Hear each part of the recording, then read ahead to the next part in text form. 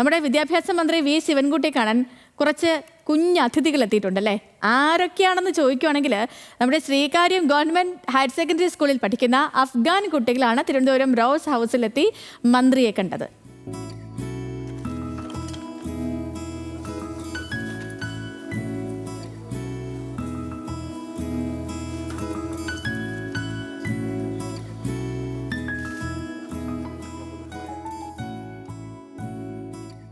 മനോഹരമായ കാഴ്ചകളല്ലേ.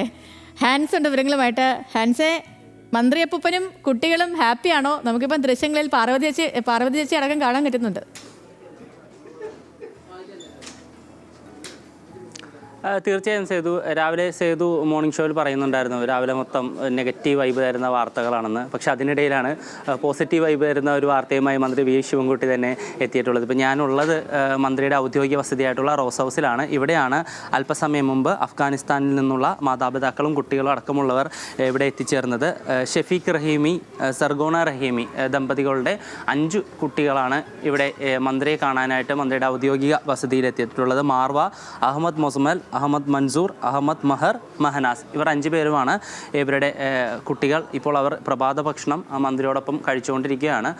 ദൃശ്യങ്ങളാണ് നമുക്ക് കാണാൻ കഴിയുന്നത്. അല്പസമയം മുമ്പ് 8 മണിയോട് കൂടിയാണ് ഇവർ കുട്ടികളുമായി ഇവിടെ എത്തിയത്. ഇതിൽ മർവയും അഹമ്മദ് മൊസമലും അഹമ്മദ് മൻസൂറും ശ്രീകാര്യം ഹയർ സെക്കൻഡറി സ്കൂളിലെ വിദ്യാർത്ഥികളാണ്.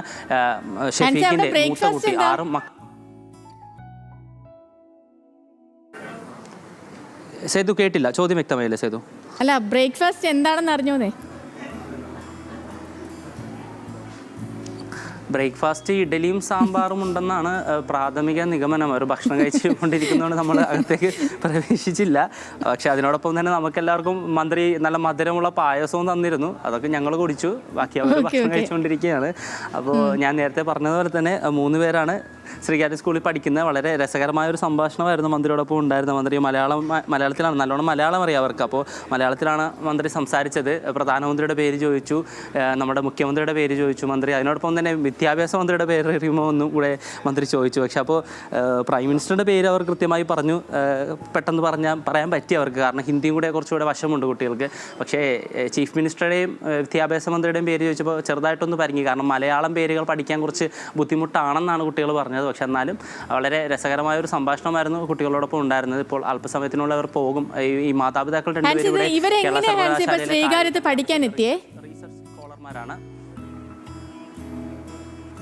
അതിലേക്കാണ് സേതു ഞാൻ പറഞ്ഞു വന്നത്. ഈ ഷെഫീഖും സർഗോണയും ഇവർ 2 പേരും കേരള സർവകലാശാലയിൽ PhD ചെയ്യുകയാണ്. റിസർച്ച് സ്കോളർമാരാണ്. അപ്പോൾ അതിൻ്റെ ഭാഗമായി കഴിഞ്ഞ 4 വർഷമായി അവർ ഇവിടെ കേരളത്തിലുണ്ട്. അതുകൊണ്ട് തന്നെയാണ് മൂത്ത കുട്ടിയെ ഇവിടെ വിദ്യാഭ്യാസത്തിനായി വിട്ടത്, ഇവിടെ പഠിച്ചത്. കൂടാതെ ബാക്കി 3 പേരെയും ഇവിടെ തന്നെയാണ് ശ്രീകാര്യം സ്കൂളിൽ തന്നെയാണ് പഠിപ്പിക്കുന്നത്. നല്ല വിദ്യാഭ്യാസമാണ് അവിടെ നിന്ന് ലഭിക്കുന്നതെന്നാണ് കുട്ടികളുടെ അടക്കം അഭിപ്രായം. ഇനി 2 പേരും കൂടെ ഉണ്ട്. 5 വയസ്സുള്ളതും 3.5 വയസ്സുമുള്ള 2 കുട്ടികൾ കൂടെ ഉണ്ട്. അവരെയും ശ്രീകാര്യം സ്കൂളിൽ തന്നെ ചേർക്കാനാണ് ഈ അധ്യയന വർഷം തന്നെ 5 വയസ്സുള്ള കുട്ടിയെ സ്കൂളിൽ ചേർക്കുമെന്നാണ് അറിയാൻ കഴിയുന്നത്. 3.5 വയസ്സുള്ള കുട്ടിയെ അംഗൻവാടിയിലും പ്രവേശിപ്പിക്കും. അതുകൊണ്ട് തന്നെ കഴിഞ്ഞ ഒരു 2-3 വർഷമായി ഇവരുടെ ഉണ്ട്, സ്കൂളിൽ പഠിക്കുന്നുണ്ട്, നല്ല രീതിയിൽ മുന്നോട്ട് പോകുന്നുണ്ട്. അതുകൂടാതെ തന്നെ അവരുടെ അധ്യാപകരോടൊപ്പമാണ് ഇവിടെ എത്തിയത്. ഏതാനും നാളുകൾക്ക് മുമ്പ് ശ്രീകാര്യം സ്കൂളിൽ മന്ത്രി ഒരു പരിപാടിക്ക് പോയിരുന്നു. അപ്പോൾ ആ പരിപാടിയിൽ വെച്ച് ഇത്തരത്തിൽ കുട്ടികൾ ഇവിടെ പഠിക്കുന്നുണ്ടെന്ന് അറിഞ്ഞതുകൊണ്ട് മന്ത്രിയാണ് ഇങ്ങോട്ട് ഒരു പ്രഭാത ഭക്ഷണം കഴിക്കാൻ നമുക്കൊന്ന് സംസാരിക്കാമെന്ന് ആവശ്യപ്പെട്ടുകൊണ്ട് മാതാപിതാക്കളെയും കുട്ടികളെയും മന്ത്രിയുടെ ഔദ്യോഗിക വസതിയിലേക്ക് വിളിച്ചു വരുത്തിയത്. എന്തായാലും പ്രഭാത ഭക്ഷണം കഴിച്ച് അവരിപ്പോൾ തന്നെ പോകും. അതിനുശേഷം നമുക്ക് പ്രതികരണമൊക്കെ തേടാം എന്നാണ് വിചാരിക്കുന്നത് സേതു.